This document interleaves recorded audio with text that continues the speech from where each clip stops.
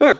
The next in our three-part series of webinars on using Storyboard Pro. Today we're going to be focusing on storyboarding for live action productions.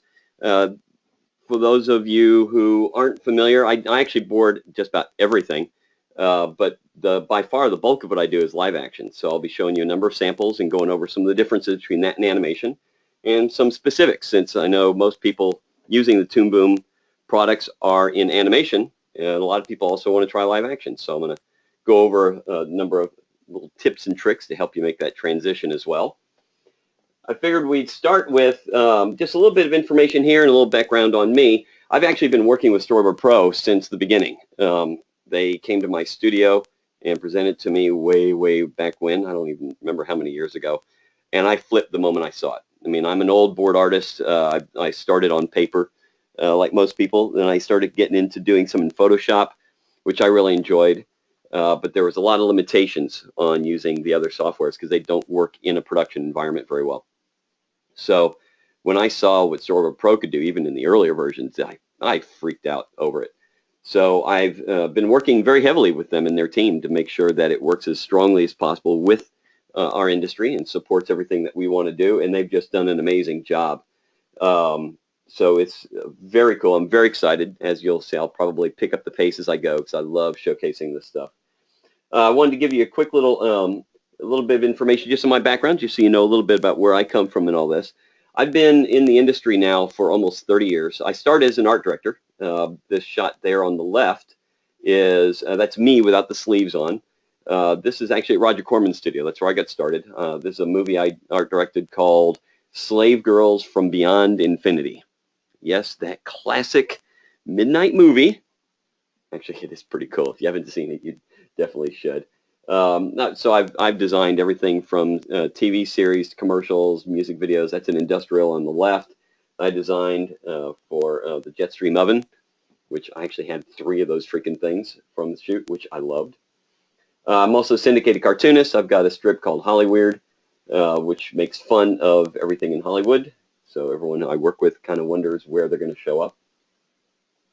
A number of you may be familiar with some of the books I've written. For instance, the storyboard book you see here in the middle. It's the main book that's used around the world. I think we're in 6 or 7 languages now. The 3rd edition has got just about everything in the world you would ever want to know, both the art of working in and the business of storyboarding. I saw a couple of questions that came in that were specific. If we have time, I'll answer them on the business of storyboarding. Of course, Your Resume Sucks, my producing animation book. Even more people know these. These are actually my best-selling books. Facial Expressions. These are visual references for artists. So I took each book has got 50 models photographed from all different angles holding a variety of expressions. So if you're tired of looking at your own face in the mirror, this book is for you, or all of them. I'm also a 2-time national champion in Taekwondo. I'm a 2nd-degree black belt. I actually don't practice in it like I used to because my kids moved into a different sport. I was doing it with them.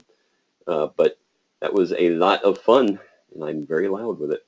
And then I got into being a story artist. Probably, I guess around 20 years ago, a little over 20 years ago, I started into story, late 80s. God, it's been longer. It's been longer than I thought, ladies and gentlemen. Anyway, so this is, here on the left, I was storyboarding and I was the animation producer on Tooth Fairy 2, Larry the Cable Guy. That's the director, Alex Zam, and I working over some scenes and shots using my handy-dandy action figures like Spider-Man there, which is so posable to help lay out some shots. And there's Larry, which is a real treat to see Larry in a pink tutu, I got to tell you. And I've also done a lot of directing and producing, both of live action and animation. This was from Spielberg's show Sequest. I was one of the 2nd unit directors on that show. So at this point, I've worked on over 4,000 productions. Obviously, most of them are commercials because we can do so many. I was just looking at earlier today, in the last 2.5 weeks, I've done over 3 dozen commercials. And that's not even including the pilot that I'm starting right now and the other animated pilot that I'm directing that I'm finalizing the last few shots right now. So we tend to stay really busy here at my studio. And just some of the projects that I've done boards on. Some of these I was also a producer. In fact, both of these I did the boards and I was the animation producer on. Tooth Fairy 2 and the latest Little Rascals. The Water Boy, I did a lot of stuff on that, but my claim to fame is I actually designed the tattoo of Roy Orbison that's on Henry Winkler's ass. So next time you watch it and you see his butt, hey, think of me. Some of the more recent things, Magic City, You're Next. In fact, one of the great things about You're Next, besides the fact that it's a really fun horror movie, it's an example of how using the Storyboard Pro software is really fantastic for working long distance. I actually never went to the production site. They were shooting in Missouri. I stayed here at my studio in Florida. And just using Skype, I was able to work with the director and the producer like I was sitting right next to him. I just shared my screen as I was drawing digitally. And anything time they needed to change, it happened real time in front of them. It saved them money. I got to stay home with my kids. It was just fantastic. So there's a lot of benefits for using the software. Then Dragon Tales and Guts. I was the creative consultant on the first 80 some odd episodes of Dragon Tales. And then Guts, I was actually the second designer at Nickelodeon when National opened up in Orlando. And Guts is just one of the shows that a lot of people recognize. I was one of the original designers of the Aggro Crag, those of you who are young enough to remember that. And then I got into pitching and selling a lot of my own shows. I landed somewhere over 30 deals now. And some of that obviously came from Nickelodeon. And that's a shot of me on the right, actually live in a pitch at Chorus. And my wife and I started another company helping people with how to package and pitch their ideas. And I do a lot of public speaking. Some of you may have been in some of these. The one on the left is I traveled through China a couple times, giving some talks. On the right is the Ottawa International Film Festival. And that was actually doing a Storyboard Pro demonstration there. And I do a lot of training. This is from a studio in Mexico where I trained all of their studio artists on using this software. I did the same thing with Digital Domain. And I'm also the ugliest cheerleader you'll ever see. I know, your eyes are bleeding. I just thought it was funny to put up. And then I started, I don't know, back in '96, my studio, Animax Storyboards. Now we exclusively use the Storyboard Pro software on all the projects we work on. Then my animation studio, we do a lot of development and design, short form animation. It's clips here from a music video that we recently produced. And then the consulting company I was talking about, in fact, this is a great shot too, because the guy in the middle holding his chin, one of the taller guy holding his chin, is the president of Breakthrough Entertainment, Nat Abraham. And at that event, he actually made a deal with my clients, two guys up in the top left. So it's very cool when it works. And then I was telling some of you who were on earlier, if you want more details on using the software, I'm going to cover a lot of stuff here, but in an hour, there's only so much we can cover. I've got over 60 videos on lynda.com on all the specific details and showing you every button to hit and exactly what to do in this. So if you just go to lynda.com/Mark Simon, you can get access to the course. There are 8 videos there that right now that are free for anyone to watch. And if you are either in a school that has access or you pay the monthly fee, then you can see anything on Lynda, including all of my videos. All right, so that said, now the system, a lot of people always ask me, what do I use when I'm drawing? Well, the Wacom Cintiqs are by far the best to use. There are some less expensive alternatives. A lot of them work well anyway, but nothing is as good as the Cintiq. I know the Microsoft Surface is actually pretty good. I've tried that out and I like it. I just prefer the Cintiqs. In fact, this is the Companion 2 that I'm working on. It's the same size as the 13 HD, which plugs into your laptop or your computer, except the Companion here is actually a Windows 8 or now Windows 10 computer. So it's an all-in-one, and it's got about a 5-hour battery life. So when I get on a flight and I fly from here to LA, I can actually be working the entire time. It's really fantastic. It's huge resolution too. It's much higher than high def. So I use that most of the time, and of course I also have my bigger Cintiq, and that's the 22 HD. It's the touch version, which is fantastic for higher end illustration. That's actually, I'm doing the demo here using the bigger one, although I prefer storyboarding on the smaller one, believe it or not, because I'm faster. Because storyboards do not need to be really highly detailed art. We're telling a story. And I actually want to get through it quicker, so the smaller and sketchier is actually better for production for me.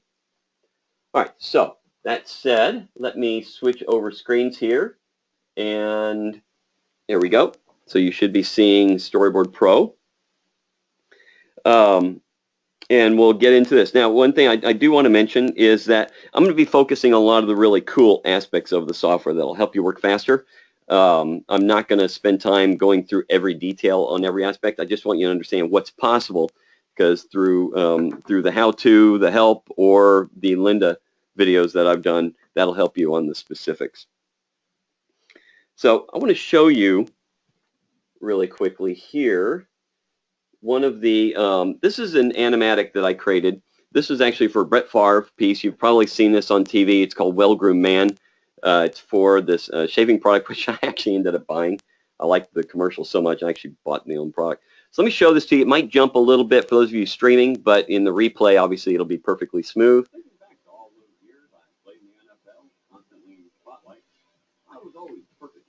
The finished piece looked almost exactly like this.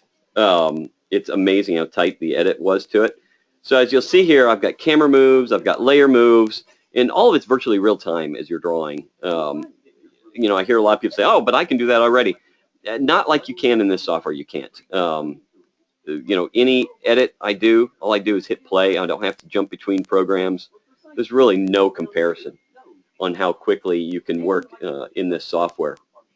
So anyway, it's just an amazing piece. So let's get into some of the specifics. And one of the questions that I've been getting is, what are some of the differences between animation and live action? Like I said, you know, a lot of you are transitioning or want to transition from animation into live action or add it on to your repertoire. So one of the things that I like about live action is the style doesn't really matter, with the exception that when you're working in live action, the directors do not want to see cartoony boards. So if you're used to drawing animation, create more of a realistic style, because they don't want to see cartoons. That's it. That's really the only thing. But it doesn't really need to look like the characters. It doesn't need to look perfectly realistic. You know, this is a good example here of a live action board. This is one I did last week for Tires Plus. I did 20 some odd commercials just for Tires Plus over the last couple of weeks. So that's probably one of the biggest things, because when you're in animation, in 2D animation, you've got to draw on model. All your characters need to look like the illustrated characters, especially if you're doing the cleanup. Live action doesn't matter. CG, it really doesn't even matter that much. Just 2D. But live action, you know, multiple styles. Some people draw tighter than others.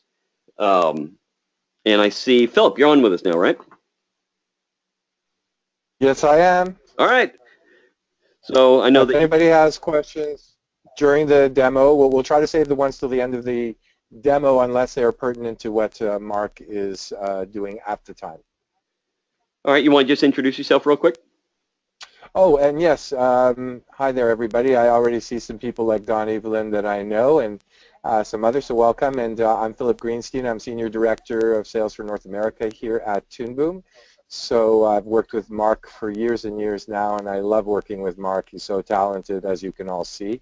So thank you very much, and sorry for being late, and let's just move on with the presentation. Cool. Well, thanks a lot, Philip. And yeah, in fact, I think you and I were the first. You were my first person at Toon Boom to talk to, and I think vice versa for me is with you as well. Yeah, well, no, I read your book, and I was like, I got to talk to this guy. So yeah, that was exactly how it happened. Somebody gave me your book. Then I was even lucky enough to have you sign it and do a little doodle in it as well, and it's something that I prize to this day. Cool. That's awesome.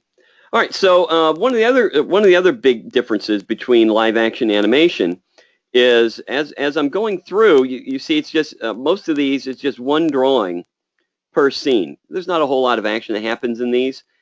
In animation, you're drawing many panels per action per scene.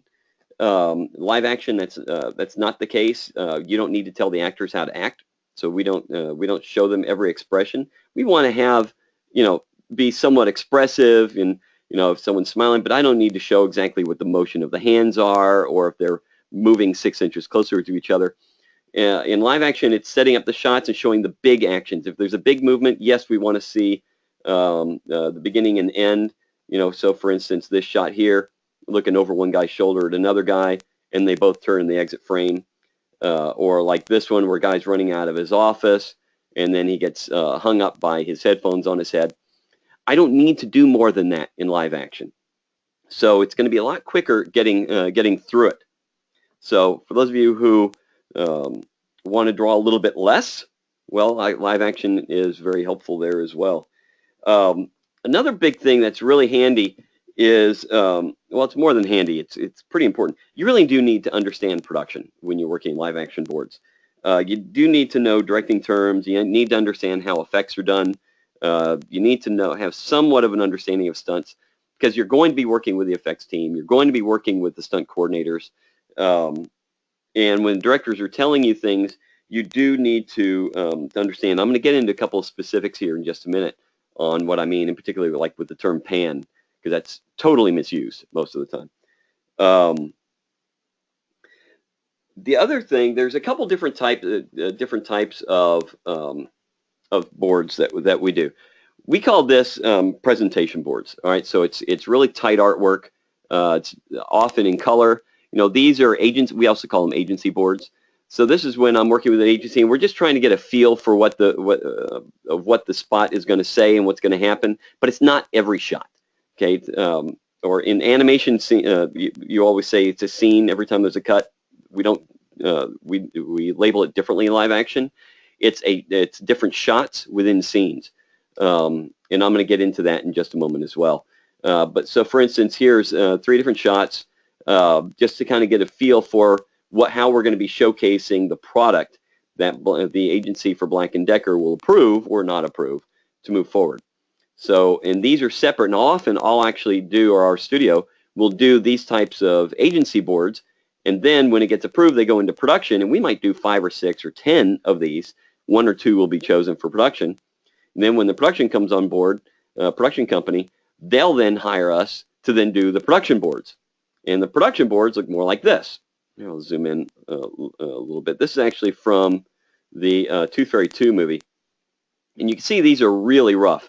There was a very, very tight turnaround on how much time we had. So these are my thumbnails, and never went beyond thumbnail on most of the scenes and sequences on this movie. Didn't need any more than that. Again, we're just kind of showcasing exactly what was going to be happening. And and I was able to just pump out a huge amount, 100+ panels a day, and that includes getting the notes with the director.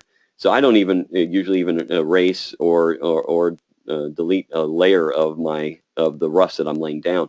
I'm literally just running as quick as I can with it. And again, all this is done in Storyboard Pro. So that's a difference between presentation and production boards. We also call production boards shooting boards. Okay, so numbering. I want to talk just briefly about numbering. So these being that this is live action, there's 2 different places where you're going to see the numbering in Storyboard Pro. One is under panel, act, scene, shot in panel. We don't often use the acts in this.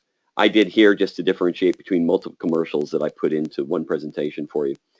But a scene is everything that happens in one location at one point in time. And then you have different camera angles within that, and every different camera angle is a different shot. So you could have 20 shots within one scene.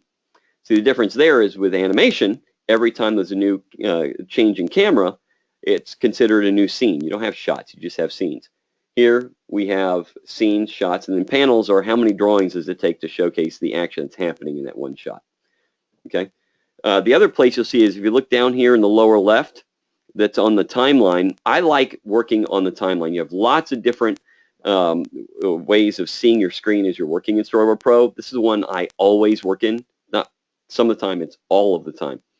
So they've got different preset workspaces. Here's one where you just see the larger thumbnails, but it's not a timeline across the bottom.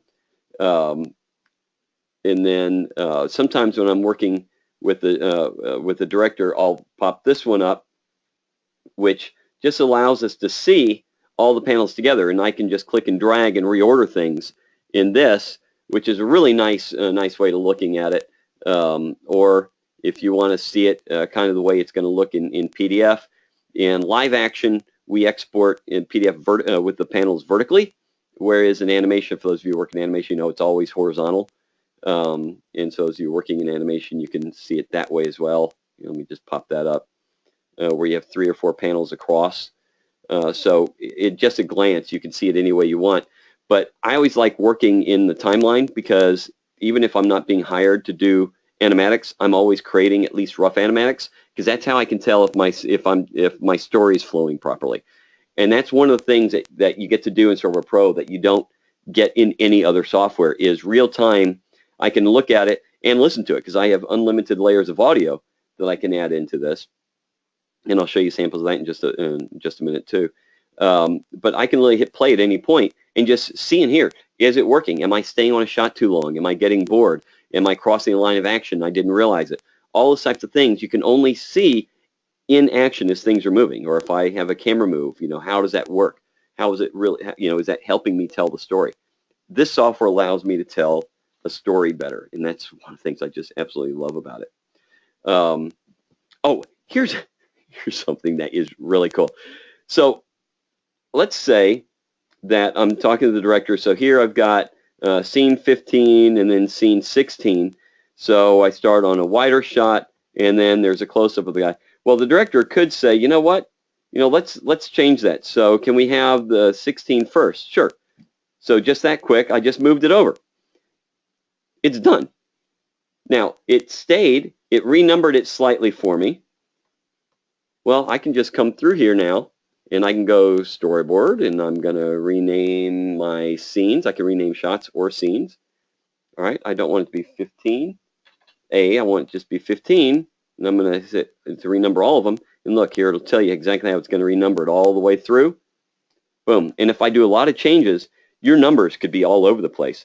Well, that quickly, I just renamed every scene through the entire thing.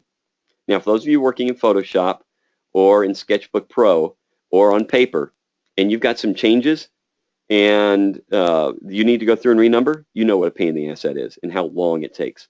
I don't know about you. I don't want to be doing that. I want to be drawing. I want to be telling stories.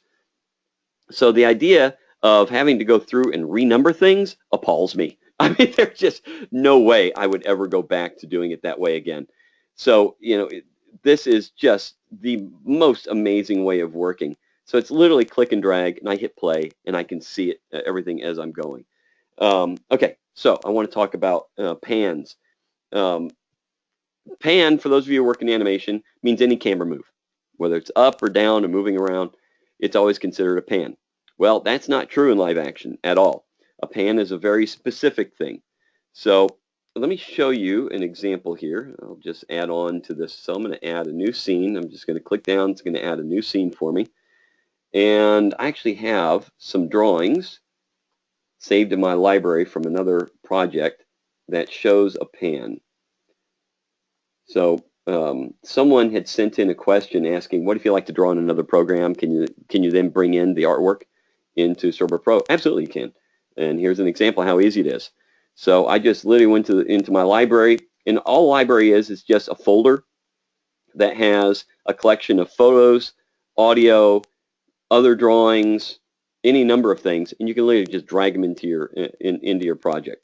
So, all right, so I'm going to add another panel in the same scene. So notice there's a solid bar, so it's all in the same scene, and the gray above these two panels shows that those are in the same shot. Here's the other drawing for it. Drag it in. I'm done. Okay, so pan in live action means that the camera is stationary. Okay, the camera doesn't move. It pivots. So as the car drives by, the camera pivots with it. So as it's in front of us and starts going by, we're looking at the front of it, and as it passes us, we look at the rear bumper. Okay, that's a pan. Now, that's not the same thing as a tracking shot. So a tracking shot, let me go into Act 4, Scene 17. Here we go. Okay.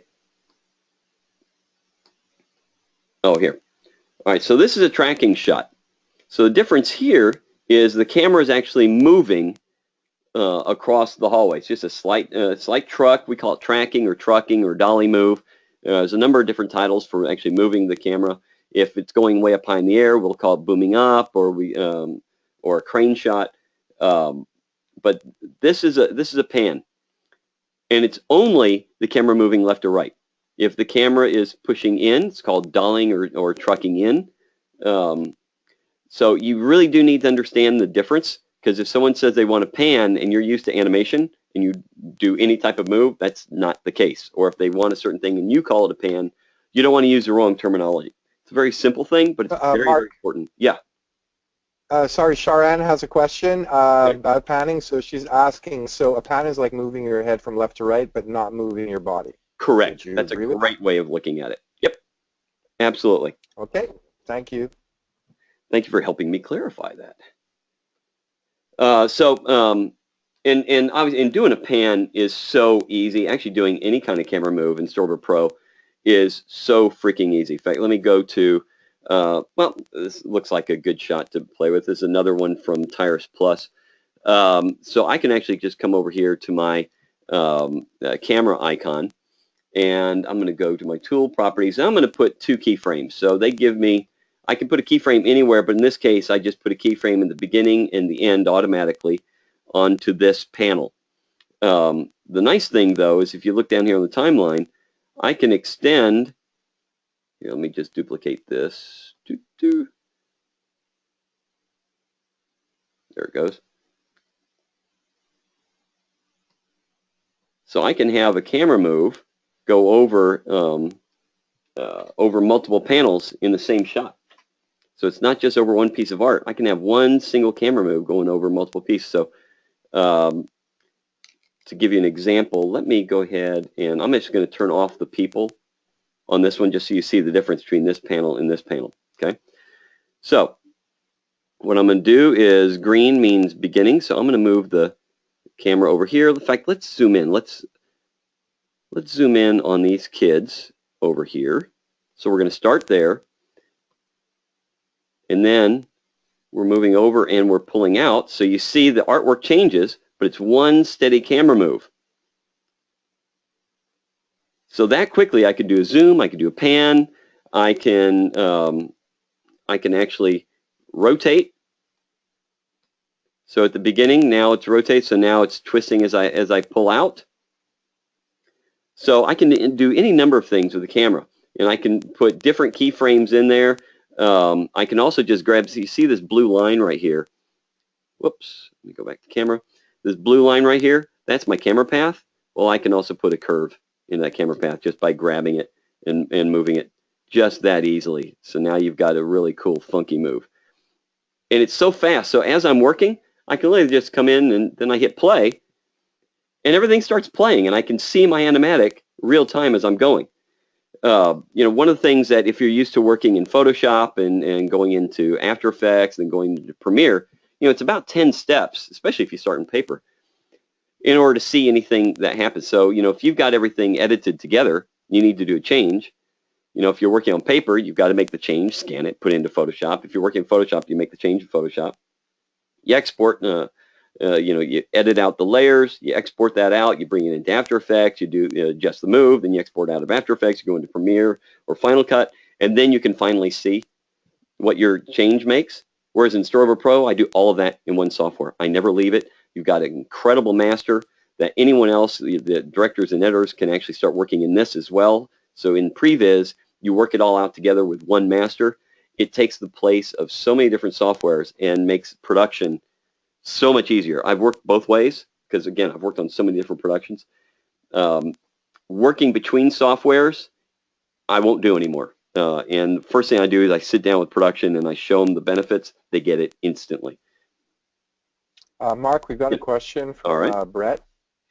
He's wondering when he's adding keyframes to the camera, then he goes to stretch a panel duration, the keyframes all stretch and timing changes. Is there a way to lock the camera? Yeah, there is. You can set your keyframes where they follow whether on individual panels or on scenes or on the entire project. I normally don't do it, but like for instance here, if you see the keyframe stretches along with the panel, and it stays proportionally at the same spot. But I can set it, I can easily set it to where those keyframes would stay where they are, so as I'm working on the rest of it, they won't change. Same thing with audio. I can have the audio track to the actual panel that it's on, so I can change timings elsewhere and the audio still stays locked to that individual panel I need it to be. And how do you do that lock? Or how, can you show how you lock a panel? As far as with the audio or with the camera? With a camera. Yeah, keyframe sync mode. So relative to, I can have no sync relative to the panels or relative to the shot. So it's literally that easy. Just go to camera and then how do you want to sync it up? It's so fast, guys. It's really great. Thank you. That's great. Thanks, Mark. So one of the other things I wanted to show you is I can also animate layers as well as the camera move, and doing the two together is just amazing. So here I've got a shot where I have everything drawn in different layers. So I've got the blue tone of the ocean here on one. I've got the ink, what I call the ink layer, which is my background, and then I have the car. And this again, this was a very specific car too. They wanted the Pontiac Aztec, so that's what I drew into it. Driving into frame on this shot. So if I want to see how that's going to look, I'm just going to minimize that down, and I'm using the touch. I'm actually doing pinch with my fingers just like you do on your phone, which is really cool. So over here, I've got my layer transform. So as long as I have my layer selected, green is first layer, red is, the first frame of the transform, red is the last frame. So I want I'm going to set the last frame first, because that's actually, I kind of want it to end right where we see it here. So I'm going to set that there. I'm going to take this pivot point. I like having my pivot points right in the middle. So if I want to do a rotation, I can grab and I can rotate a layer around any way I want as well. And I can also set how many layers of undo. And I'm going to go and I'm going to do, all right, so at the beginning though, I want this to be much bigger. I'm going to hold down the shift key and drag it out. So I'm going to want the car to start out of frame. It's got to be pretty big, so it's going to be closer to camera. So literally that fast, I just animated that layer. Again, all in one software. Now, let's say I actually want to do a camera move on this. So I want to start over on, maybe on this tent or more on the ocean. And here I do want to track over to the right. So I'm just going to come in here and I'm going to add a couple keyframes. And you know what? I'm actually going to want to be in a little bit tighter, both the beginning and the end. So let's move my beginning frame over to the edge and end frame more here. So as I'm going, so now as I'm tracking over, the car drives into frame. Make it a little bit bigger for you guys. This is what the camera actually sees. Okay? And again, all this is real time as I'm working. And if I want to hit play, you see that's the actual speed right there. Playback is virtually real time. Of course, that'll be somewhat dependent on your computer and how heavy the artwork is. A lot of photos, or if you're doing this vector or bitmap, I always draw in bitmap, which I'm going to show you guys the differences there in just a minute. One of the other things that when you're getting into production, the scene and shot numbers are really important. When you're just boarding it out, it doesn't mean as much as when it actually goes out to production. So, for instance, here I've got scene 6, shot 1, and shot 2, and then scene 7, 1, and then scene 8. So let's say I want to take scene 8, both shots 1 and 2, and I want to move it way up here. So, all right, I drug it up there, I moved it. But if this is already gone out to production, they're already making plans that this is going to be scene 8. I can't change the numbering here, because if I change the numbering, when it goes down the pipeline, it's going to completely screw with every department, right? Because once this goes out to all the different areas of production, you can't change the numbering. Well, Storyboard Pro was smart about this. So I can actually come in here, and I can actually come in, and I can lock shot and panel numbers. So now I can't change it. So if I go to try to change it, it won't let me. Or if I go to add new shots, it's going to automatically add 15A, 15B, 15C automatically for me. I can always go back and unlock it if I did it at the wrong time and I shouldn't have done it, so I can just unlock that quickly.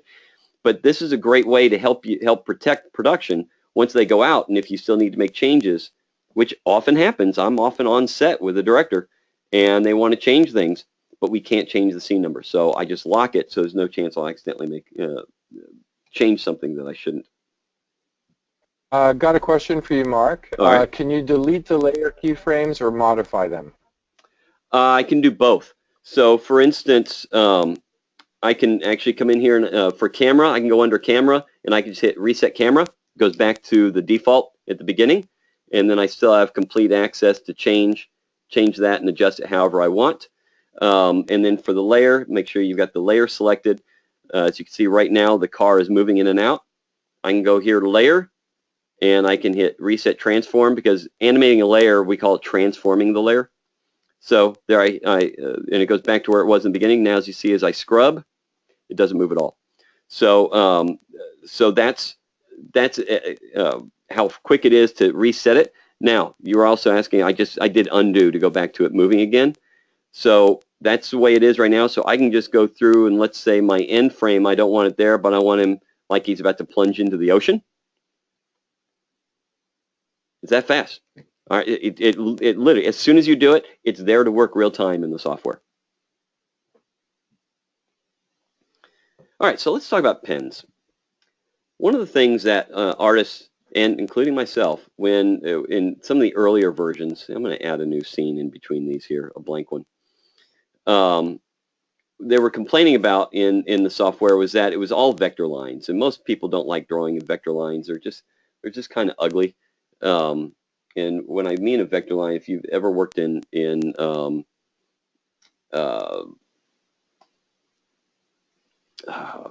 Flash, okay, vector line is very steady. It looks like perfect ink. The nice part is it's infinitely scalable, and just like in working in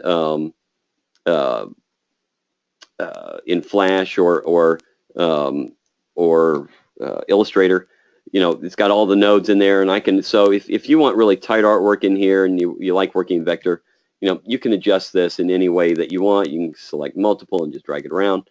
Okay, I don't draw that way. I don't like the way it looks.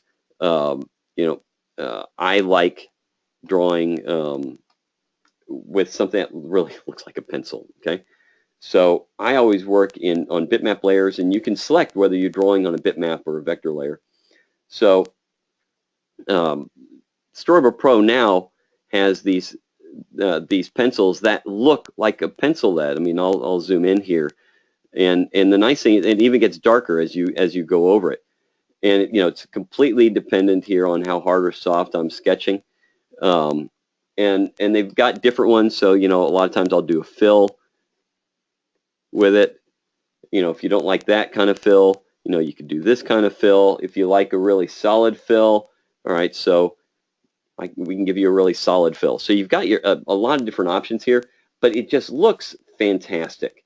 You know, I just love sketching where it feels like and looks like my pencil as I'm working. You know, and I'll just start doing my roughs. You know, there goes my cartooning aspect again. You know, as I'm going, and it just feels right, and it's got the kind of look that you want. Now the nice thing is, and all right, so that's on a bitmap layer, but what if I tried using a bitmap brush on a vector layer? Well, oh, that was a vector. Let me go back to bitmap brush. I could still use a bitmap brush on a vector layer. So you're not really that limited. The only differences are what you can actually do with that line when you're working. So for instance, you know, if I select this vector line, I can adjust it. If I select that bitmap line, it's not going to have the same effect to it. So just know what you need to do going in, and you can pick your brushes. So they've got a lot of options. Now, one of the other things I want to show you guys is something that I have made a lot of use of, which is a very special brush that they call. Let me get to my brush icon here. Over here, I can add I can make my own brushes, which is the first one there, icon. The second icon over here is called a dynamic brush. Now, a dynamic brush allows you to take vector illustrations and save them as a brush. And I've used it for crowds. I've used it for a lot of different things. But in this instance, I'm going to do something. I'm going to do something I've done a number of different times, confetti. So, sometimes, and I'll just do one small area, and then, so I'll do different colors of it. So I'm using a vector brush on a vector layer, right? However I want the confetti to look, right? I'm going to select it with my selection. Whoops. With my selection tool. Okay. So I've got all that selected. I'm going to go back to my brush tool. Under tool properties here, it shows up, and I'm going to select new texture brush. And that fast, it made me a new brush. So now I can just go through, I can add confetti, and I can actually fill the screen. But here's the other thing. It's a brush, so I can scale it. So if I want to go back, I'm going to make that smaller. So now I've got smaller confetti for the background. If I want to do some confetti, it's up really close. So I can very quickly, so you could do anything, whether it's grasses or a person's face. If you're doing a thing with clones and you want to clone a face over and over, draw a face as a vector, capture it, use it as a dynamic brush, and paste it over and over. So you can do anything you want with it. I can even change the opacity, just like in Photoshop, of any brush. So it's just so cool on however you want to work. Oh, that was changing the opacity of that color. I didn't need to do that. Here we go. So I can totally adjust the opacity here as I'm working. So anyway, so those can save a huge amount of time. Now I want to show you a little bit about the library. I showed you guys just a moment of that. I can open or close any library. Like I said, all it is I right-click, go open a library, and I find a folder that I want. In this case, I'm going to show you guys some audio. I'll usually do record my own scratch tracks when I'm working. It just helps me get a feel for the timing. It doesn't matter how good or bad of an actor I am. So let's say here I'm dialogue line 7 for Ned.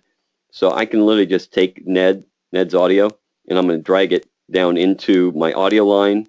I can move it wherever I want. I can adjust the audio levels, and I can scrub it. Right? Or if I hit play, I'll hear it. Jeff, you're a pillar of society. Go on, go on. And I can add as many layers of audio as I want. So I just added 4 or 5 layers, or tracks, as I guess we should call it. So you can lay in as many as you want. Now, one of the things that I always do, and this is just a tip for you guys, I always try to do my voices on the first 2 tracks. That way I can overlap audio as I need to, right? And then I do sound effects on tracks 3 and 4. And then I do music on 5 and 6. I can spread that out if I need more layers. Obviously, I can have as many as I want. I've had as many as 30. It all work fine. But the reason you want to do that is so it makes it easy to export. So if you just want to export the voices, just export tracks 1 and 2, and you get a voice track dialogue that's edited perfectly. Or if you want to turn off the sound effects for any reason, or music, you just turn off those specific layers, and going in that it's going to work for you. So a little bit of pre-planning, which doesn't really take any time at all, as you can see, really makes it easy. If you want to turn off a layer, you literally just click on the little speaker icon on that track. You don't hear it anymore. And it's going to track along with whatever panel the first frame is attached to. So if I adjust that one, the scene before, or the shot before, my audio is going to track perfectly with it. So, and anything I do afterwards, again, it's not going to affect it all. Yeah. Mark, we have a question from Don about the file formats for sound, WAV, MP3, AIFF, anything else? MP3 and WAVE are the ones that we use. I haven't used much of AIFF, but you can. So, and I can lock audio tracks. There's so many different things I could do in here.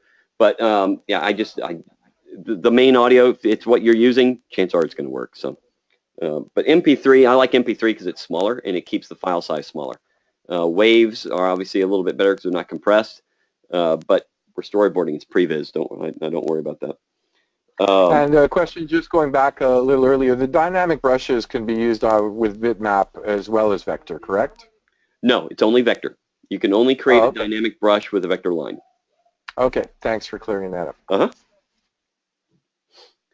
All right, so this is one way. In fact, this is another tip. Whenever I'm recording audio, I record them the lines of dialogue numerically. So 006, 07, 008. That way, as I'm going through, I don't have to search for them. I just know if I did, all right, this last one I put in here was 8 Melva. So I know the next one is going to be 9 Ned that I'm going to bring in. Again, it just makes it so quick and easy for me to keep everything tracked, and I can then adjust the timing in between what they're saying just by clicking and dragging. Super fast, and I can even edit. So I can crop in. I can just grab the end of that audio line, and I can crop it in. Let's say I want to take. All right, so there's a little pause right here where Melva's talking. So if I want to split that, so that pause longer, I just go up here under sound and split clip at current frame. I cut it, and I could just edit that quickly and move things around. I mean, they make everything so quick and easy in here. Another way that I use, excuse me, another way that I use the library is for reference art. So, for instance, let's see, where's a good one here? I think on scene 5 I had a good. Oh, here we go. All right, so this car in the background, it's the Aztec, the Pontiac Aztec. Now, I can draw anything from any angle, but cars are going to take me a while, and in storyboarding, it's not like art school. There's no such thing as cheating. Whatever it takes to get there. I want to work fast, so I'm going to turn off the ink layer. I actually found a photo of the car from the angle that I wanted, and I use that to draw over. So boom, I've got it. I turn off the car. It's done. No one I've ever worked for has ever said, wait a minute, did you trace that? We don't accept that. Well, that's bullshit. Of course they will. They just want it to look good. However you get there is up to you.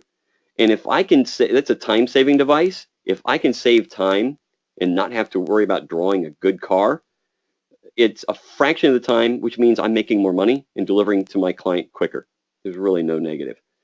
But you can even take your own drawings. So going back to the library here, I'm going to go to my reference folder. So you can even see in the reference folder, here's the different Aztecs that I found. And I literally went through, and I think it was actually this car that I found. So I brought in, wait a minute, but that's the wrong direction. So I just came in under tools, and I just flipped it, and then I just resized it. I mean, it was that quick and easy. And I placed it where I needed to.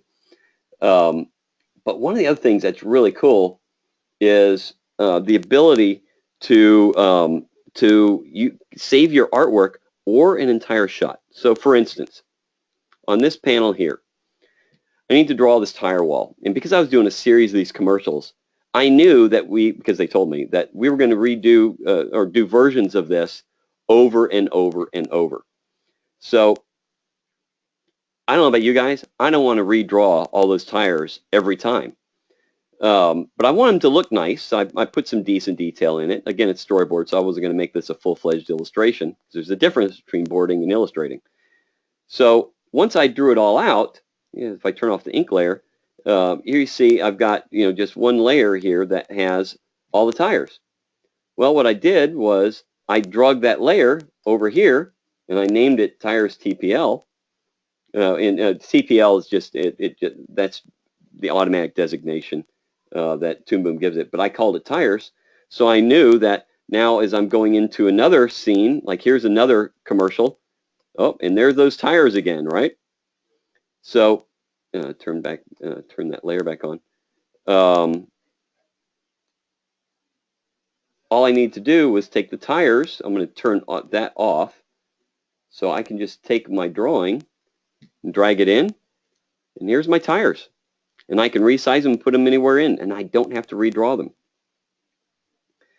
And then even, let's say, let's go find another one. All right, so let's say this. Oh, these are on one layer. Let me find one where I've got multiple layers drawn on. Here we go.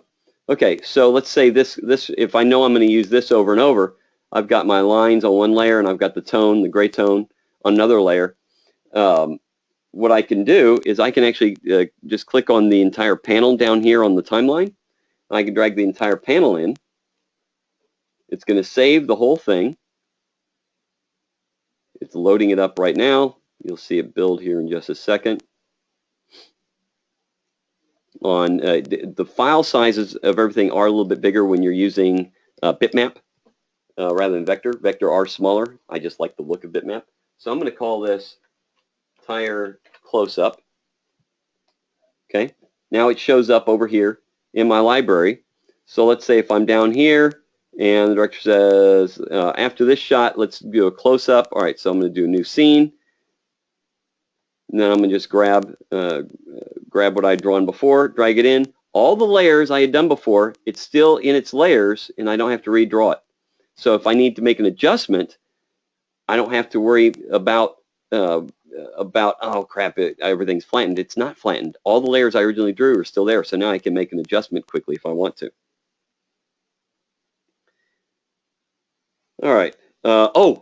So this Mark, is cool. Mark, Yeah. sorry, just a quick question, actually going back, just about renaming of sound layers, of panels for sound. Can you rename panels for sound? Or your different layers? I'm assuming the question is that the sound layers, each one can be renamed? Well, what shows up over here in the library is whatever you have it named in your folder. It's just a file name, and however you have it named in your file folders is exactly how it shows up. But can you rename on the fly? Well, right here, this is just accessing the folders. This actually isn't in the software. Right, okay. This is looking on your hard drive. So if you want to rename them, just go to the original file source and rename it.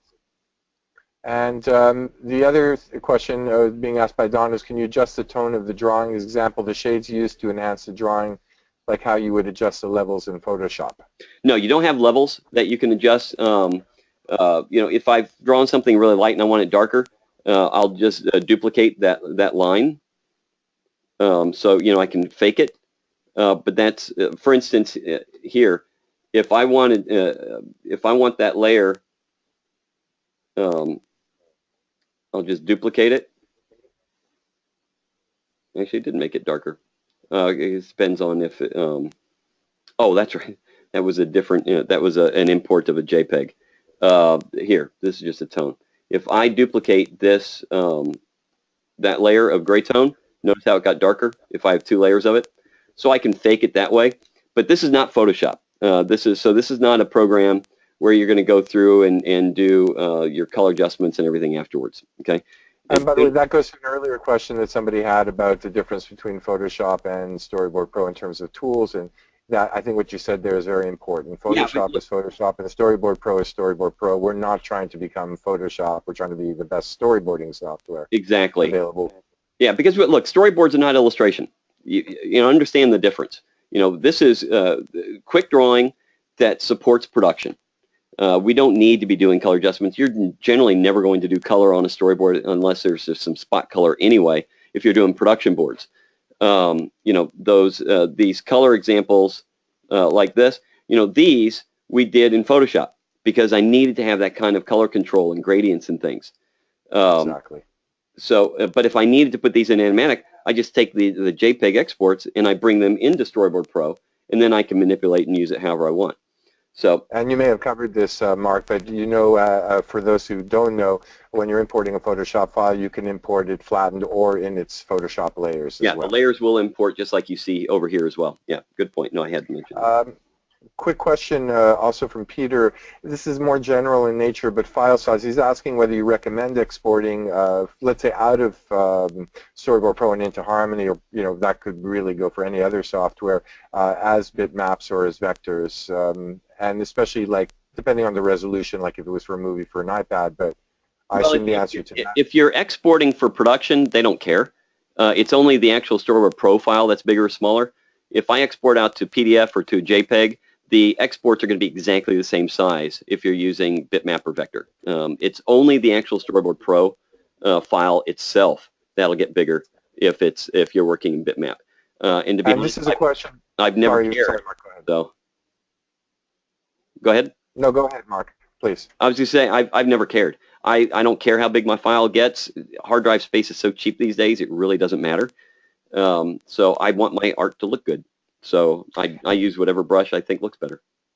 And this is my own continuation to that question. It's also probably useful for the audience. But if people have projects where the client is asking for media that could be shown on different devices with different screen sizes, how do you handle export from multiple resolutions? I just give them a 2K file, just a high resolution HD file, and then they can show it on whatever they want. It's going to look great. So. Got a couple more questions for you before you continue. Can you just, oh no, we did that one. How can you shade in Storyboard Pro? From Sharon. Here, let's shade her butt. That sounds like a good idea. Let me go to, I usually use this marker that they've got.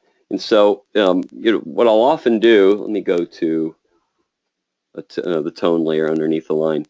So, I'll come in and, like anything, I usually, any kind of marker type of work, this will go under the line. Notice it looks like I drew over the line, but when I let go, it'll sink under it because the tone layer here is underneath the ink layer here. Using the same color, as I keep working over it and over it, it'll keep getting darker. And then if I really want it to get a lot darker, I just grab a darker gray, and I can just layer over that way. And if I want to add some, a highlight to it, even though it's set as marker, I can add highlight over on top. So it's additive unless you have the draw behind. Now the draw behind tool here, it's this line with a squiggle through it. Let me show you what that does. So if I'm drawing on the ink layer and I want to keep everything, I'm going to turn off that tone. And I want to keep everything on the ink layer. If I just have everything set normally, and I have, let's just use this purple as an example, and I'm coloring this way, it's going to cover over the line. Notice it's in front of it. If I use the draw behind and I color it, the color drops back behind. No matter how dark my purple gets, it'll go behind the line. Okay, so that's helpful then if I also want to take another color and I'm drawing and I can go over it, it's going to instantly drop back behind anything else. So I don't have to worry about coloring over my own artwork. And the nice thing about that is, and I don't do this often, but if you want to animate a layer, so let's just animate this. If I've done use the draw behind for my coloring and for my tone, and I animate the layer, it stays with it. So what'll happen is, here's tone. See all the gray in there? Since that's on a different layer, it didn't move with it. So if you're animating a layer and you need tone on it, use a draw behind so you keep everything on one layer. All right, so let me show you guys another one of my favorite aspects here, because this is becoming more and more common. On certain projects, you may have environments or vehicles or props that are built in 3D. So if you've got an FBX file, which most programs can export to FBX, you can actually take a 3D file, and all I have here is I have a library that opened up to where I save some of my FBX files, and I drag it in. Now it's giving me a message here. A 3D layer was inserted. This shot will automatically be converted to 3D. Yep, that's good. I want it to be. So what this is going to do is it's going to bring in this gun. It's converting it, and it's converting my layer. All right. Now I'm going to slightly minimize this. There we go. I had to grab that corner so that you can see I'd already opened up two other windows, a top view and a side view here. So I'm going to zoom out on these just so I can see them a little bit better. So if you've ever worked in 3D, I can grab, this triangle is my camera view. So let me grab my camera icon. I can actually select my camera. I can move it here. Now obviously I don't see, if you look on the left, you can't see the camera because the gun, because the camera doesn't see it. So I can rotate it around until I do see it. And then the side view, I want to go up so I can see it more. So now if you look in the left-hand side over here in the drawing, this is actually what the camera would see. Now I can do some manipulation actually within here as well, but I can also manipulate the actual item. So as long as I've got my transform layer button selected, so I can rotate the gun around any direction that I want, and I can use it to draw over, or I can just leave it in here. But at the same time, I can actually go into a layer. Let me grab my pen. And I can draw right onto a layer. So I've got a layer selected here, but it's not letting me draw. Why isn't it letting me draw? Well, the reason is because we're in 3D, you can only draw on the layer that's flat to camera. So under layer, if I go to align layer to camera, notice nothing really changed. It's invisible behind the scenes. But here, I can now, whoops, let me get a darker color. Okay, so I can figure out, all right, so let's say if I wanted the character's face right here.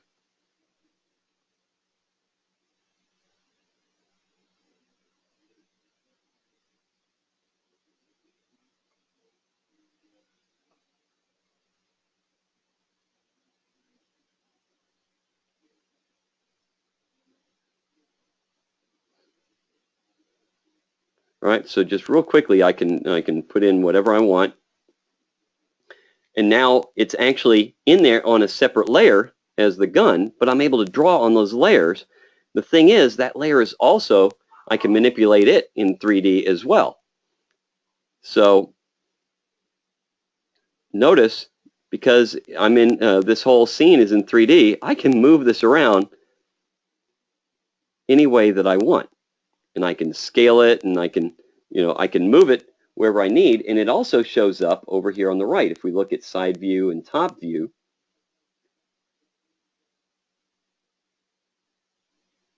on my MK, okay. So I can move that element around. Why is it not moving? Oh, it's because I'm on the gun layer.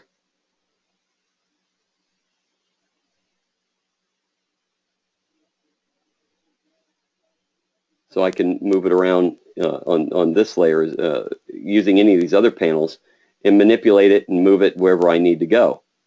So it's amazing what you can do. So looking at all that, let me show you guys this.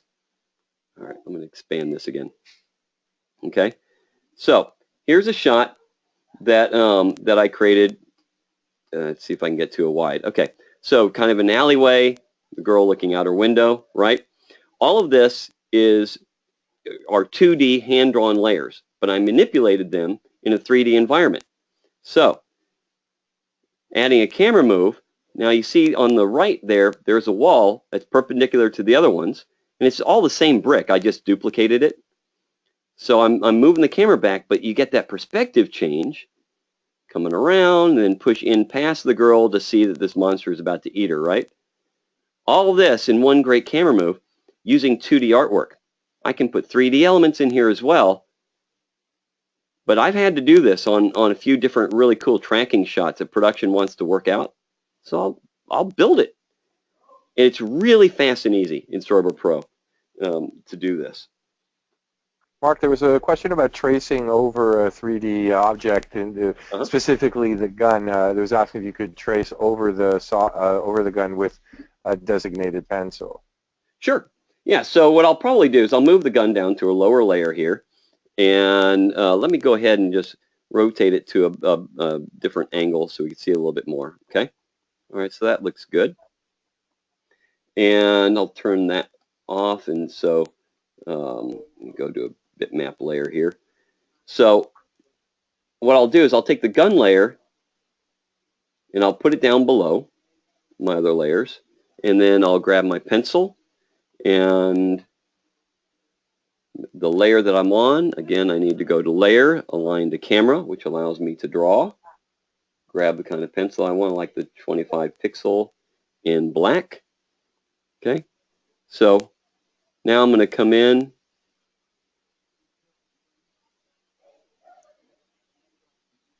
I'll just do this just real quick, just to kind of give an idea here.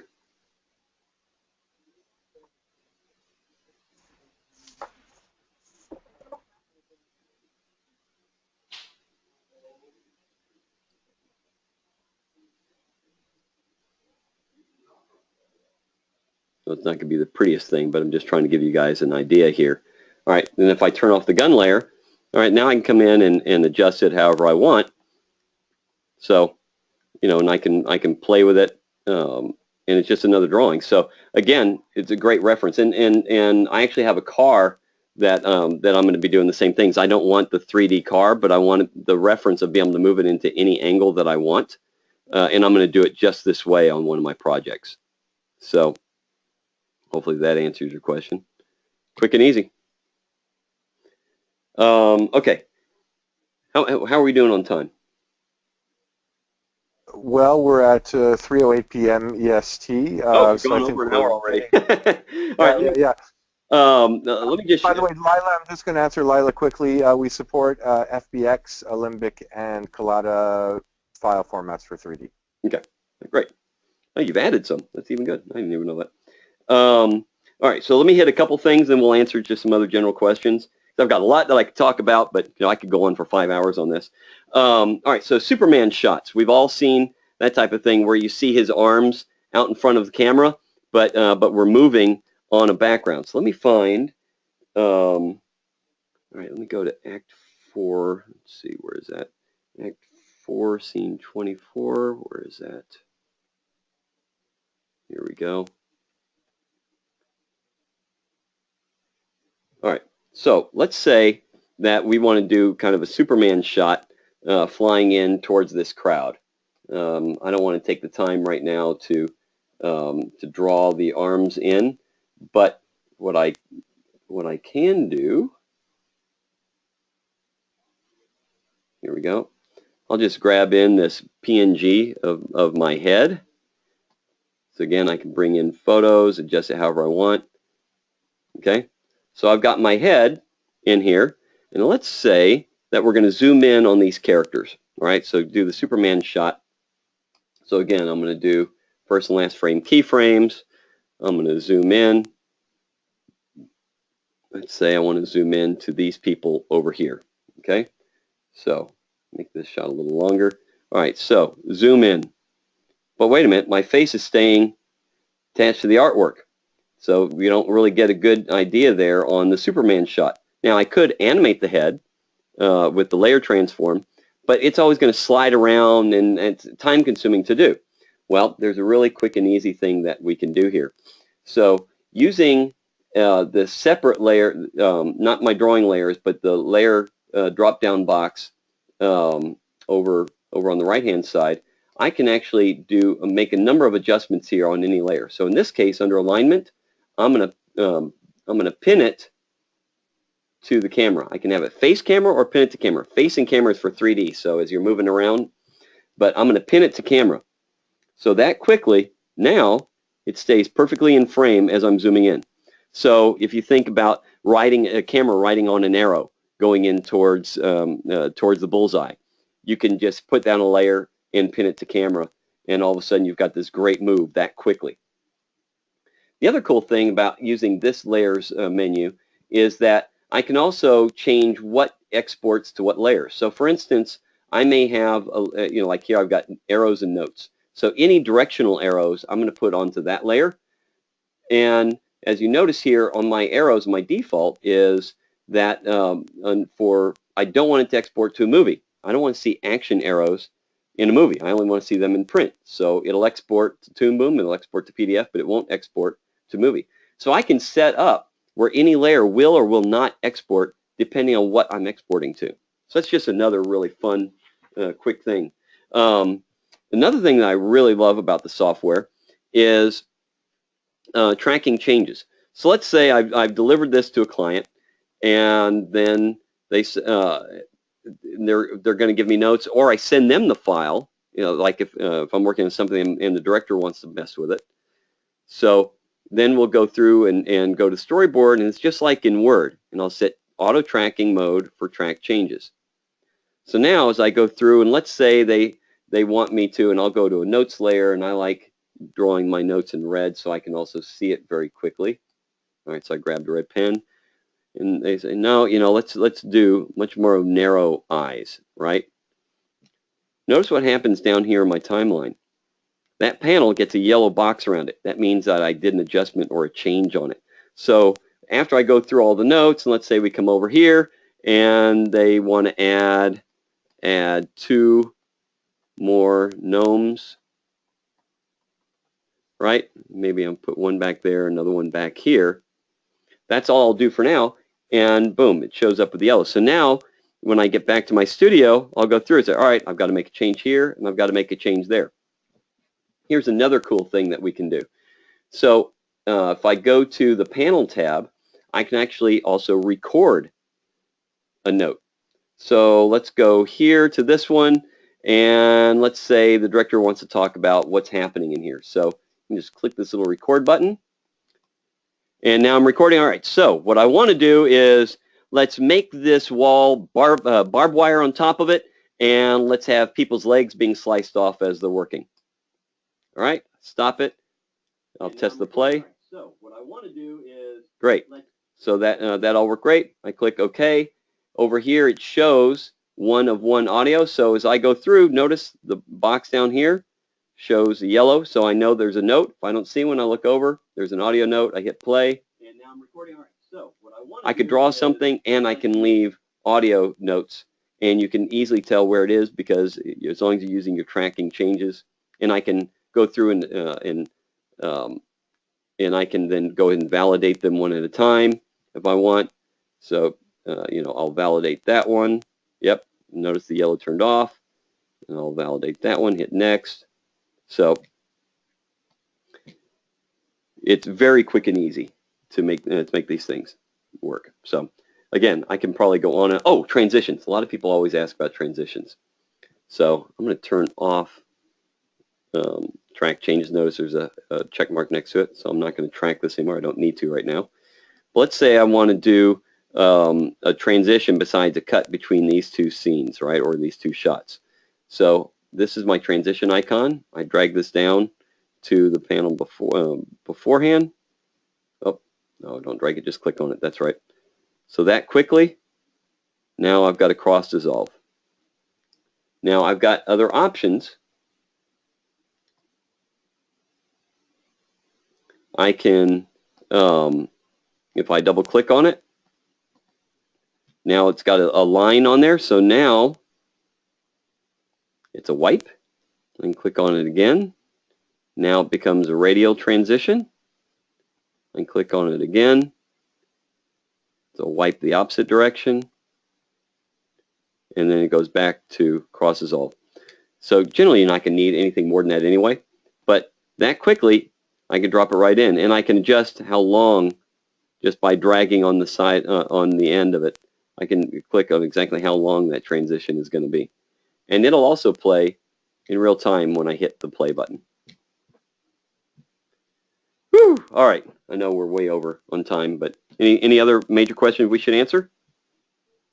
I think I confirmed that the annotation, of course, all your annotation layers are exportable in your PDF. Or as actually, but when you're exporting it as a movie, will it preserve the annotation layer? What annotation layer? What do you mean? I guess it's the notes. You have a notes layer, correct? Oh, I have a notes layer. I put that on myself, and it just depends on. In this case, I have it set to no, it won't, because I don't want it to. Because if I'm writing notes on there, I don't want to show. But I can just click right there, and now it will. I mean, it's that fast and easy. Here's a cool little thing. So right now, and I did this just for the demonstration, the default when you open up the software is whenever you make a new panel, you're going to get a background and an A layer. Okay, that's what's going to come up. Now, like in Photoshop or other, you need to create all of your layers every time you do a drawing. But that's really freaking time consuming. Well, I don't like working that way. Let me find one that's got the layers the way I normally do. Right here, background, roughs, background 2, tone, ink, foreground, arrows, and notes. All right, and I actually like to always start with my roughs layer because that's what I'm going to draw on.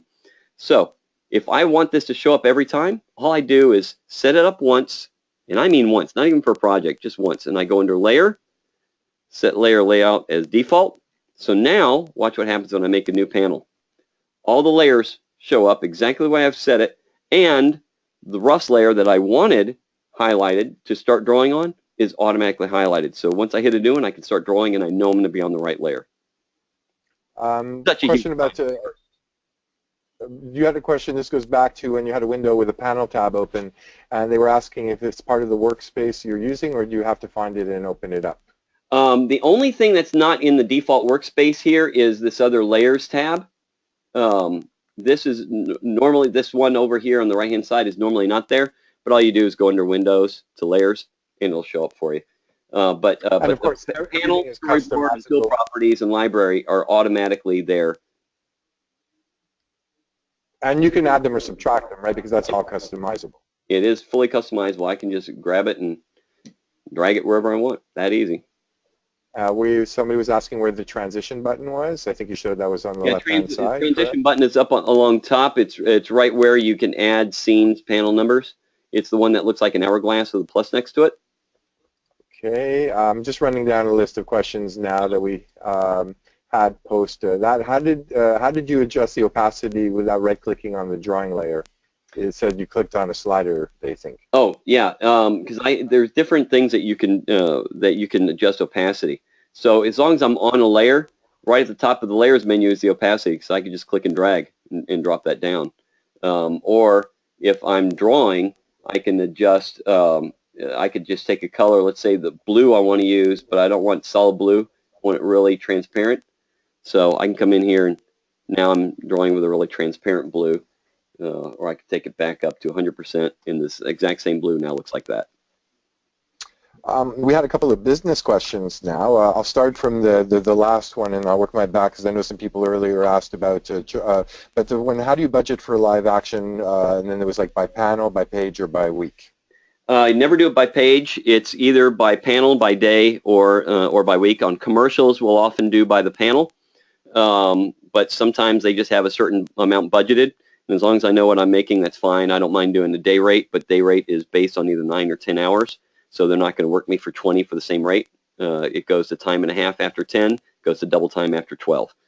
Just state it up front, and you can have a really good day. Or you could do a weekly rate. Generally, long-form projects, if you're on an ongoing TV series or a feature film, it's going to be a weekly rate, and that's always based on 5 days. And just make sure that your deal agreement states 5 days. So if they work you a 6th day, that you get paid extra for that 6th day. That's great. Working back with some questions, Melina asks, what is the exact name of the computer program app that I would need to create my own projects? I'm a homeschooler in 8th grade. Well, first of all, Melina, we have a student rate, so you could write to us and say you're a student, and we'll give you the pricing for students, which is much, much lower, obviously, than it is for commercial or professionals. The name of the program is Storyboard Pro, and you can always write to us and ask us what kind of technical specifications you need for a computer to run Storyboard Pro as well. Moving on, Dan had asked, can the solid color be selected and removed like a green screen key, or can PNG images be imported as layers with opacity? Yeah, you can import PNG just like I did with my face. If I go into my library here, this is a PNG, and so obviously the transparency holds. You can see it right there. But this is not set up again. It's not Photoshop, so I cannot bring in a bitmap, select a layer, and delete it. What I can do, however, with a bitmap, I can use my cutter tool here, which is under selection. I can go to cutter, and let's say that I want my eyes transparent. I can just come in here and select it, and I can do that. Or I can use my eraser tool, and I can erase. That looks white, but let's see. So I can erase bitmaps. So I can still adjust bitmaps, but it's not Photoshop. We're not going to be doing manipulation, color manipulation. Keith was asking just to see the export options for finished boards, so I think you could just show that. Yeah, under File, I can export a number of different ways.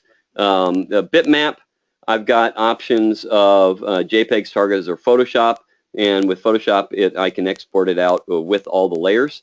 You name it, you place where you want it. Image zoom level is how much of you want to see outside the frame. I usually do between 85 and 90% because I like the export showing what I draw outside the frame. 100% cuts it off right at the border of the panel. And then I can select all of them. Current panels, I can select specific shots, you know, as many or as few as I want. And then the other ones that we do often are movies. And if you're going to do a movie, rather than the QuickTime movie, or hold on, it popped it up on the other screen. Drag this over. I always set it. The default is not this, but you'll have it just under settings. Go to H.264, and that's an MP4. So that's going to be a much smaller version. And then again, I can export the entire movie or just selected shots or scenes. I can also burn in timecode if I want. Normally I don't, but there are times that I will, more for animation than I do for live action. And then for PDF, there's a number of different options, and Toon Boom set us up with a number of vertical and horizontal, and there's also multi-panels. You can so you can adjust any way you want, and then they're all editable. The defaults are not quite the way I want, so in lynda.com I actually have a whole thing specifically on how to adjust it so that everything will show up as great as possible. But it's once you set up once, you don't have to set up again. So I actually have like one client, Blue Moon, that has a very specific the way they wanted it. So I edited everything for it, and I just named new version for them. So whenever I'm doing a job for them, I export directly exactly as the way they want. So yeah, it's super quick and easy. Ben was asking, again, a business question about, I think right now he's doing just sending his clients storyboards, but he thought that'd be great to be able to add animatics as a service, but how he would charge for that. Well, if you're charging by time, it doesn't matter because you're charging for your time. If you're charging by the panel, then you charge separately for the drawing, and then you figure out how you want to charge them for the animatic. Oftentimes when I'm doing an animatic, if I kind of have an idea of the amount of time, I might just charge them, here's an overall rate for this spot, and just make sure you give yourself a lot of extra time for changes or in your estimation. But more often than not, I charge by time because it just makes you that much more valuable. Great. And Natalie this is actually it's just a philosophical question, I think. How do you feel about being a storyboard artist versus a board artist producing animatics? Do you feel like you can lose key story points? No, I'm actually better as a story artist because I'm doing these real-time animatics. Because it allows me to see in an instant if the shots are really working or not. I prefer doing it. I want to be doing animatics. It's a much more interesting process. I mean, I'm still doing all the same drawings, but now they're coming to life in a way that I never had the opportunity to do real time before. So for me, it's a plus plus, and it's something else extra that I can deliver to my clients. It's something extra that I can charge for.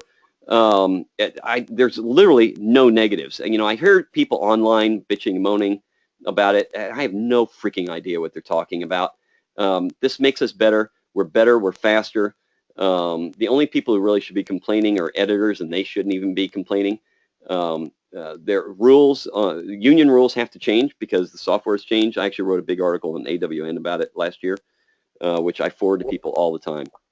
You know, interesting about I was in an industry event hearing some people at Nelvana specifically who eliminated the editor position, you know, dividing the storyboard from the Leica, and they've combined that all into one function. But the great news for the editors is that the editors became assistant directors, and by doing that, they were actually more empowered to be more creative and have more control over the story. It's what they actually call upskilling. So it's actually, I think what you're saying, Mark, and what you can see how Storyboard Pro is changing the industry is that it's actually allowing animated or storyboard artists slash assistant directors slash directors all to be more creative and have more control over their storyboards and their animatics. Well, It's really game-changing. yeah, it does that, and it does a lot more too. And I'm not against editors, because not every board artist is going to be a good editor, and no one is saying you should be. I'm just saying you're going to be a better story artist by being able to lay this out. But a good editor will take them less than 5 minutes to understand how to edit in the software. So the way it should be working is, as the board artist finishes a sequence, they send it to the editor. The editor works in this software to change the timings and adjust it however they feel it's going to work best. And if they've got ideas on things, they could say, you know what, in between here, I think we should add another shot, and then they can just come in and they can say, hold on, let me grab a brush here. They can say, add close-up, right? They're not going to be doing the drawing, but then you as the artist, when you get the master file back, you go through, especially if they did the track changes, you'll know where to look. Everyone's still working on the same file. The editor is still doing what they're doing, the artist is still doing what they're doing, and everyone benefits, and it's faster, and you don't get this clusterfuck that you often get in production when you're trying to use multiple programs. That happens all the time. I mean, I was working on a project, on a feature, and the editor would refuse to work in the software, and it was a major problem. The next one I worked on, the editor said, sure, I'll give it a shot. Within a couple minutes, I had him up and going on it. The difference in the way production flowed was night and day. By the way, just an interesting note, one of our tech support people just answered one of the questions about bitmap opacity, and he said you can actually change bitmap opacity by right-clicking and choosing change layer opacity.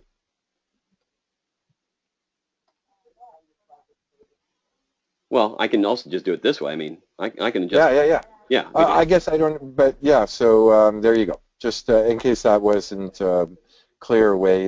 It's nice to see some of our own team members actually joining our sessions here too. The webinar, by the way, for all people who have asked and for those who haven't asked, if you go to toonboom.com/webinars, you'll be able to see upcoming webinars, but you'll also be able to download the recordings of previous webinars, including this one and the earlier one that Mark did on animation, and of course we have one coming up soon on storyboards for games. We're going to work through these. I'd like to show real quick, Philip. This I don't know how smoothly this will play here online because we have so many people on, but in the replay it will. This is a quick. This is one of the boards that you saw here. This is a comparison on what my boards and animatic looked like, edited to the finished piece, and the director said we could use this. So check this out. Again, the boards don't need to be real tight in live action. They're rough. They actually prefer it to be rough.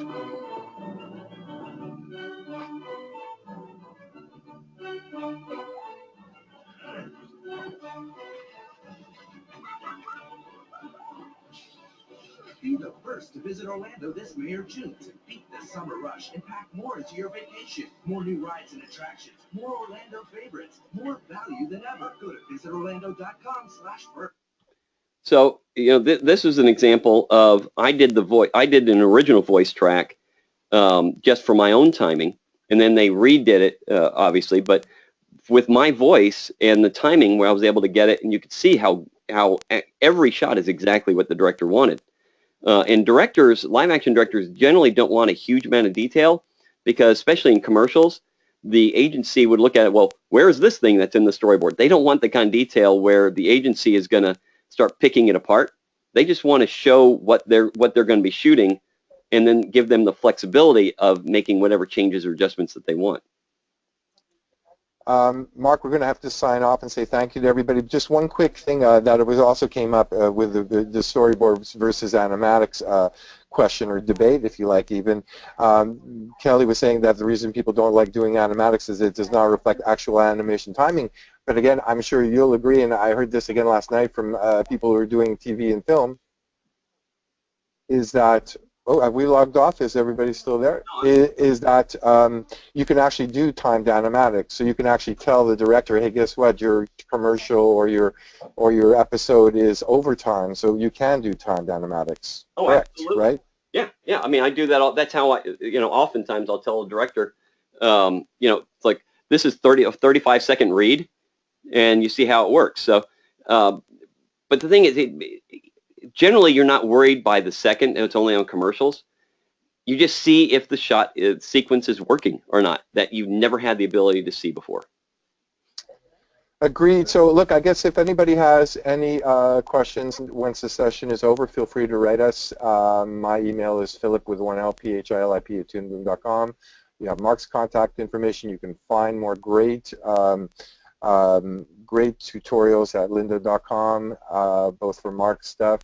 And of course, you can always come to toonboom.com. We have amazing video tutorials, documents. We have user groups. We have a community section. We have a live blog. So there's a lot of ways to interface with us at Toon Boom, with our tech support people. So don't be shy. Anything comes up, anything you need, please feel free to contact us. And this will be replaying for them in what, a day or so? I think so. If you just go to toonboom.com/webinars, as I said, you'll be able to find links to, I think, download or yeah, you're right, not download, but replay the webinar. Right. So thank you very much, Mark. I mean, I have to tell you, even though I spend every day looking and talking to people about the software, every time I work with you, I learn something new or a few new things. I hope everybody who joined us feels the same way. And thanks so much for doing such a great presentation. And thank you to everybody for joining us. Yeah, thanks, everyone. Glad you could hang in there.